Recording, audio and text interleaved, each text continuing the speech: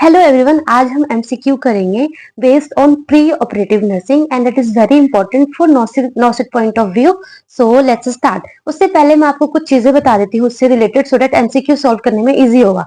So first of all consent. So consent से बहुत सारे क्वेश्चंस आते हैं, बहुत अलग अलग टाइप्स के क्वेश्चंस मैंने एमसीक्यूज देखे हैं जो ऑलरेडी आ रखे हैं, तो मैं उसके रिगार्डिंग कुछ आपको बता देती हूँ। सो कंसेंट में मेनली जो सर्जन या फिर doctors are responsible for taking consent, very much important. यहाँ पे ऐसे क्वेश्चंस पूछ रखा है कि नर्सेज कौन वगैरह वगैरह। सो ऑलवेज रिमेंबर कि ओनली सर्जन और doctors are responsible for taking consent. Okay, हम जो नर्सेज जो है वो विटनेस एज ए विटनेस काम करती है एंड कंफर्म करती है कि कंसेंट हुआ है कि नहीं हुआ है। बट जो कंसेंट लेने की जो रिस्पॉन्सिबिलिटी है, इट्स ओनली फॉर सर्जन्स और doctors. Okay, nurses only verify consent taken और not means only witness client signing of consent form. मतलब कि जो कंसेंट फॉर्म होता है उसमें क्लाइंट ने साइन किया कि नहीं किया, उसको प्रॉपर सारा प्रोसीजर समझाया गया है या नहीं समझाया गया, उसके क्या कॉन्सिक्वेंसेज है जो प्रोसीजर होने जा रहा है, उसके क्या साइड इफेक्ट है, क्या कॉन्सिक्वेंस, सारा कुछ डॉक्टर ने उसे एक्सप्लेन किया है कि नहीं किया है, जस्ट वो विटनेस करती है। ओके, बट जो लेने की जो रिस्पॉन्सिबिलिटी होती है वो डॉक्टर्स की होती है, सर्जन्स की होती है। Nurse is not responsible for signing consent form, very much important, ऐसा क्वेश्चन आ रखा है। ओके, अदर देन जो लेस देन 18 ईयर्स के लोग होते हैं, लेस देन 18 ईयर्स के जो बच्चे होते हैं, एडोलेसेंट्स होते हैं, वो माइनर्स में आते हैं एंड वहां पे वो कंसेंट नहीं दे सकते। उनके कंसेंट की वैल्यू वो अगर वो कंसेंट देगा वो लीगली प्रूफ नहीं है। उस वहां पे उनके पेरेंट्स या फिर कोई लीगल गार्जियन होते हैं, वो कंसेंट फॉर्म को साइन करते हैं। ये भी क्वेश्चन आ रखा है, इसलिए मैंने बताया। एंड माइनर कंसेंट को एसेंट बोलते हैं। ओके, एसेंट पेशेंट होते हैं, साइकेट्रिक क्लाइंट होते हैं, they have right to refuse the treatment, very much important, they have right to refuse the treatment until and unless court has legally determined that they are unable to make the decision for themselves। अगर court ने बोल दिया है कि वो खुद का decision नहीं ले सकता है, तभी उसके कोई पेरेंट्स या लीगल गार्जियंस कंसेंट साइन कर सकता है, वो उनका राइट हो जाता है। बट अनटिल एंड अनलेस अगर कोर्ट ने राइट नहीं दिया है, टिल नो जो साइकेट्रिक पेशेंट भी जो भी ट्रीटमेंट है वो राइट टू रिफ्यूज है, उनका क्लाइंट देने का उनका राइट है, ये याद रखना। ओके, अदर देन दिस कि अगर पेशेंट अगर सिडेटेड हो तो कभी भी कंसेंट लेना नहीं है। Sedation should not be administered to client before taking consent. मतलब जो अगर हम कंसेंट लेंगे तो जो क्लाइंट है वो होशो हवाश में होना चाहिए, सिंपल सा थिंग है। ओके, इन न्यूरो वार्ड में आप देखोगे पेशेंट स्ट्रोक के होते हैं, उनको प्रॉपर उतना कॉन्शियस नहीं होते हैं, M5 M4 होते हैं, तो एट दैट प्लेस उनके गार्जियन जो कंसेंट होगा वो साइन करेगा। Okay, and older client also, ये क्वेश्चन भी आ रखा है। जो ओल्डर क्लाइंट होते हैं मोर देन 60, थोड़े कंफ्यूज होते हैं, उनको उतनी अकल नहीं होती, उतनी समझ नहीं होती, तो उस प्लेस पे भी उनके जो गार्जियंस हैं वो साइन करेंगे कंसेंट को। तो ये कुछ बातें आप ध्यान रखो। ये मैंने इसलिए बताया क्योंकि इससे रिलेटेड ऑलरेडी क्वेश्चंस आ रखे हैं, मैंने प्रीवियस ईयर एमसीक्यू देखा तो इससे रिलेटेड क्वेश्चन आ रखे हैं, हम आगे प्रैक्टिस भी करेंगे तो आपको समझ में आ जाएगा। Okay, and other than this जो प्री ऑपरेटिव क्लाइंट को एजुकेट करना है, this is very much important. हम जो भी क्लाइंट सर्जरी के लिए पोस्टेड है तो उसको प्री ऑपरेटिव क्लाइंट एजुकेशन होना चाहिए। एंड उस एजुकेशन में क्या क्या इंक्लूडेड होना चाहिए, देयर प्रोसीजर, क्या क्या कॉन्सिक्वेंसेज है, वो उनको पता होना चाहिए। ठीक है ना। अदर देन दिस एक्सरसाइजेज हमें बताना है उनको कि ब्रीदिंग, कफिंग, इंसेंटिव स्पायरोटोमेट्री कैसे यूज करना है एंड पोस्ट ऑप में कैसे यूज करना है। सो उसको पहले ही सब कुछ बताना है। तो ये बताना है कि आफ्टर ऑपरेशन तो कुछ इन्वेजिव डिवाइसेस लग सकती है, फॉलीज, राइल्स ट्यूब या फिर एंडोटेकियल ट्यूब। ये कुछ टाइम ऑफ पीरियड के लिए आपको इन इन्वेजिव डिवाइसेस हो सकता है, तो ये पहले ही एजुकेट करके रखना है, सो दैट क्लाइंट्स की जो एंजाइटी है, जो स्ट्रेस है ना, वो थोड़ा सा कम हो जाए। ओके, एंड उन्हें हमें पोस्ट ऑपरेटिव पेन के बारे में भी बताना है। ये सारा प्री ऑपरेटिव क्लाइंट एजुकेशन है। ठीक है ना। उसके अलावा जो हमें क्लाइंट सर्जरी के लिए पोस्टेड है तो हम उनको बैंड देते हैं। बैंड इज काइंड ऑफ कुछ नहीं होता है, सिंपल सा वो होता है जिसमें हम नेम, एज और UHID, मतलब जो भी हॉस्पिटल का यूनिक आईडी होता है वो लिखना होता है, वार्ड, बेड नंबर एंड क्या सर्जरी होने वाली है, कौन से साइड पे होने वाली है, वो बैंड लगा के हाथ में लगाना होता है। ये रिस्पॉन्सिबिलिटी होती है। प्लस हमें ये भी देखना है कि ब्लड अरेंज हुआ है कि नहीं हुआ है। ठीक है ना, क्योंकि ब्लड लॉस होगा तो ब्लड अरेंज होना चाहिए। ठीक है ना। प्लस टेस्ट डोज, क्योंकि एंटीबायोटिक प्रोफिलैक्सिस हमें देना है तो हमें टेस्ट डोज देना है। ठीक है। प्लस हमें ये भी चेक करना है कि जितने भी रिकॉर्ड्स होते हैं, ECG, एक्सरेज, सीटी, एमआरआई एंड जितने भी ब्लड इन्वेस्टिगेशन रिपोर्ट्स है वो सारा फाइल में लाइक अरेंज है, फाइल के साथ है कि नहीं है, वो सारा हमें देखना है। It's our responsibility. Okay. And other than this, जितने भी लाइक पेशेंट अगर ज्वेलरीज, डेंचर्स या फिर कुछ मेकअप वगैरह है तो वो सब रिमूव करना है। ठीक है, जो भी ज्वेलरीज वगैरह होती है उनके रिलेटिव्स को देना होता है एंड उनके सामने ही निकलवाना होता है, क्योंकि बाद में वो आप पे ब्लेम कर सकते हैं। सो उनके सामने निकलवाना है, उनके लाइक गार्जियन के सामने, एंड उनको आपको हैंड ओवर करना है।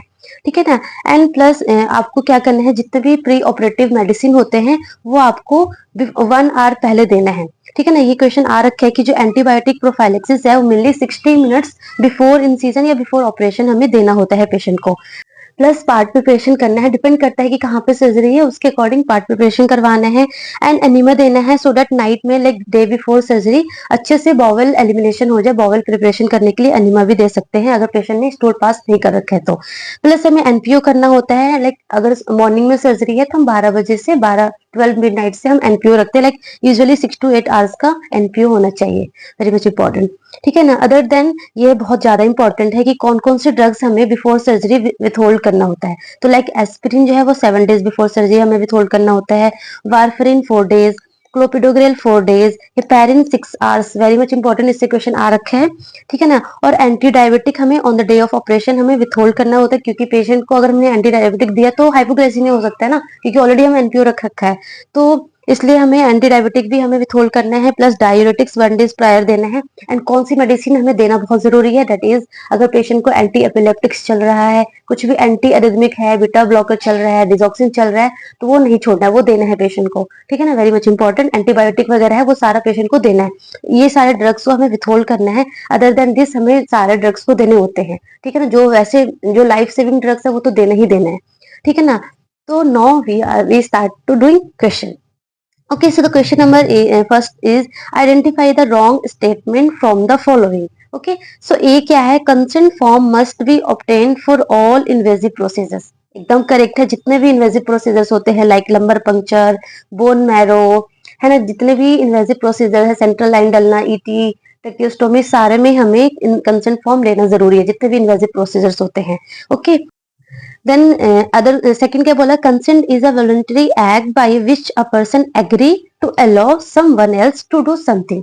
करेक्ट है कि कंसेंट का मतलब ही होता है कि हम कंसेंट दे रहे हैं कि जो भी प्रोसीजर है लाइक एलपी करना चाहता है तो हम उनको अलाउ करें कि yes you can do LP procedure on me. So it is also right, it is also right. Third क्या बोला, the client must be legally competent of given consent. मतलब जो क्लाइंट है वो लीगली कॉम्पिटेंट होना चाहिए, ऑफकोर्स कॉम्पिटेंट होना चाहिए, तभी हम उनसे कंसेंट लेंगे। ठीक है ना। डी क्या बोला, consent form should be sign by only client.